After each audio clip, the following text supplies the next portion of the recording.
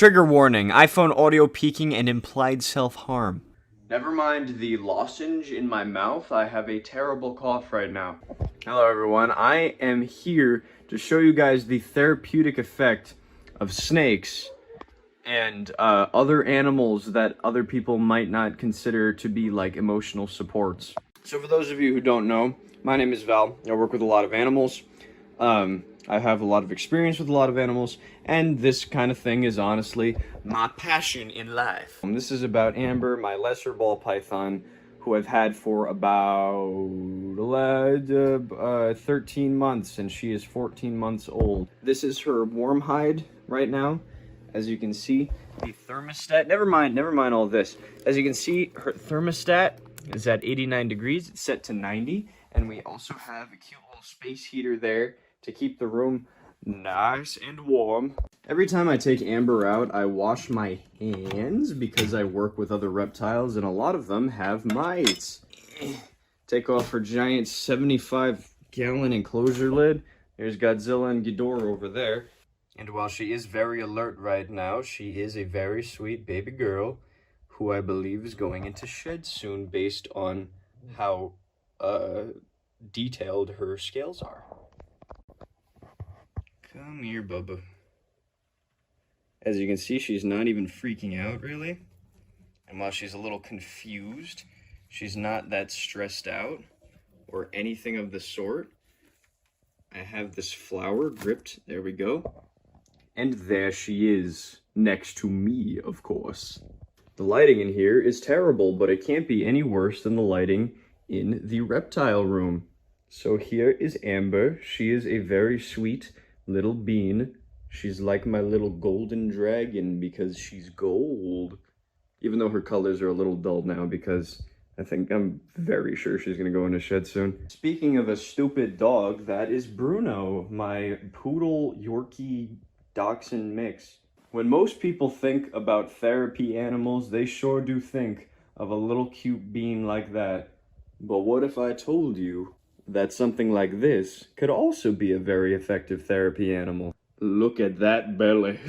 She's so cute. I'm coming down the stairs now, but before you guys freak out over like Bruno potentially harming Amber or vice versa, even though vice versa would be very silly. Amber's not afraid of him at all, but he is afraid of her. So don't worry about that. This is my other dog, name of Miles. He is 15 years old, and I think he's lost all senses in the world. That being said, he's still very cute, and we love him very dearly. But Amber does not. Amber will immediately pull back and hiss if he goes anywhere near her. Even now, she's kind of huffing a bit. Another beautiful autumn day of, what's that? 70 degrees? It actually feels hotter because it's literally humid as hell. I think it just rained. But here is Her Majesty out in the broad daylight. She's a little spooked right now because she's like, whoa, what's all this spooky things in the outside world? Look at Bruno. Are you all wet? He's all wet. He's been rolling around in the grass out there. So I'm going to tell you guys some facts before I talk about the therapy effects of snakes. Amber is a ball python. Ball pythons are native to Africa. They live in holes in the ground as well as trees, feeding on rats, mice, weaver birds, and other small and warm animals. They're the most commonly kept snake in the pet trade because of how adorable and how pretty well to care for they are. A lot of people will see the care requirements for a snake like this and say, hey, that's way too much. But what if I told you that this is not even a tenth as hard as taking care of a dog properly? And that's just because not enough people take good enough care of dogs, which makes me very sad. I got Amber from a breeder known as Aaron. I believe his thing was Aaron's Reptiles. I actually just sent him an update on her not too long ago because she sure is a very sweet little girl. She actually hasn't refused a single meal and hasn't really shown much health concern since I got her, aside from being a little overweight from time to time, which is not the end of the world.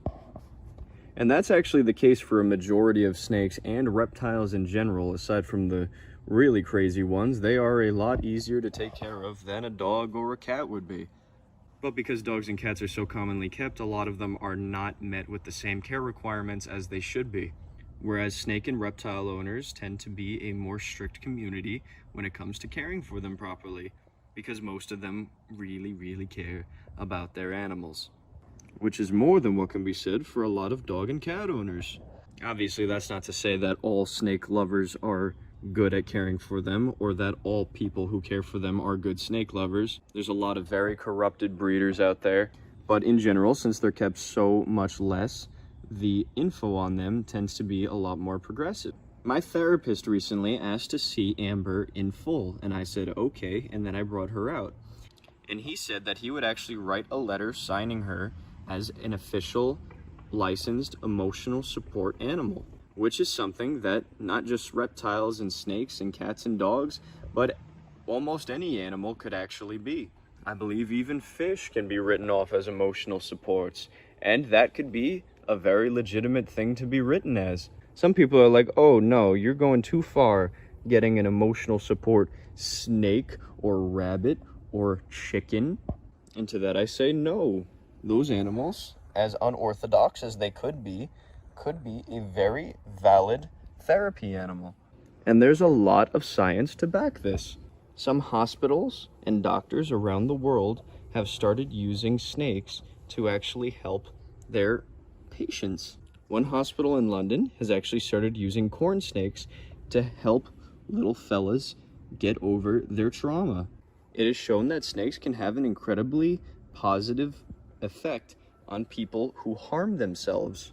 And I just happen to be one of those people who would harm themselves to feel a little bit better about this awful world. Lo and behold, a lot of people are actually signing off their snakes as licensed emotional support animals, myself included if my new landowner gives me any troubles about it. Any animal could really be a pretty good emotional support animal. And I actually believe ball pythons are even more effective on people than corn snakes are, because corn snakes and other small colubrids tend to be more active and flighty and small than ball pythons. Ball pythons and boas and other constrictors in general tend to be slower, easygoing, and overall more chill. The way we studied reptile intelligence has actually not helped their case at all back in the day, and we're still learning a lot more about them. And it's actually getting to a point where we think that some lizards and crocodilians are up there with dogs in terms of intelligence. And the same absolutely counts for lots of birds and even fish. So at the end of the day, any animal can really be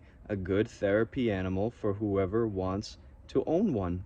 And I hope this convinced at least one little kid's mama to let him buy a snake to help him with his mental struggles. This video would absolutely be worth making if that is the case. And don't get me wrong, I am not arguing that dogs and cats should not be normalized for being therapeutic animals. Those two animals were bred to help out humans. And even right now, dogs and cats continue to amaze us with how positive of an effect they have on people's mental health. For example, cats can actually purr at a frequency that has healing effects on human bones and tendons, whereas petting a dog or a cat can lower your blood pressure. And we're just starting to find out the same thing about these beautiful creatures. So at the end of the day, am I saying a snake is a better emotional support animal than a dog or a cat? No. But also, yes. Am I saying a snake is a better emotional support than a horse? Also no. But also, yes. Everyone's mind works differently.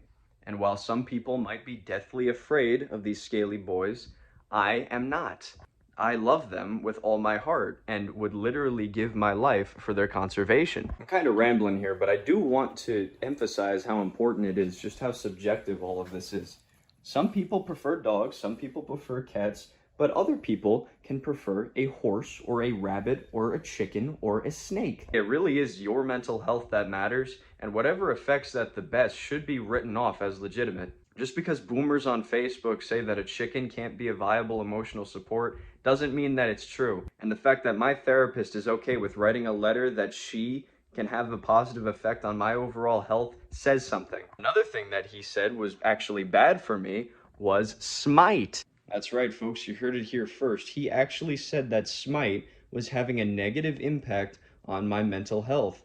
And the reason for that was that he was comparing it to sort of a gambling addiction. I would keep queuing to get a good match being one that is well match made, which is very not common for Smite, and one that I wouldn't lose to very frustratingly, and one that I wouldn't also win and feel empty about, which was about 90% of the games that I would end up playing.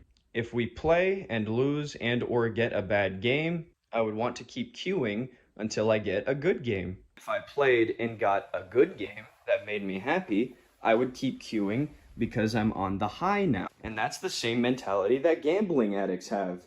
Hey, sorry about my voice. I'm very, very sick right now, but this circumstance is commonly referred to as a dopamine cycle, and millions of people suffer from it without even knowing. And as soon as he told me this, I instantly stopped playing the game and instead focused a lot more on my career with animals and my passions in general. Moral of the story, quit Smite, get a snake. No, but in all actuality, guys, always go for what makes you feel better. If you're like me and a snake legitimately has a positive impact on your life, then you should get a snake. If you're like thousands of other people and horses or fish or ducks have a positive impact on your mental health, then you should get them, so long as you can properly care for them and do your research. Don't let idiots online tell you that it is not legit, because it very much is. But before I start rambling more and more, I'm just going to say fare thee well. I intend on making more videos about animals in general as of late, instead of just the usual Godzilla AMV. But that's about all I got to say for today. Amber is doing exponentially well. I will be posting more and more updates on her in the future.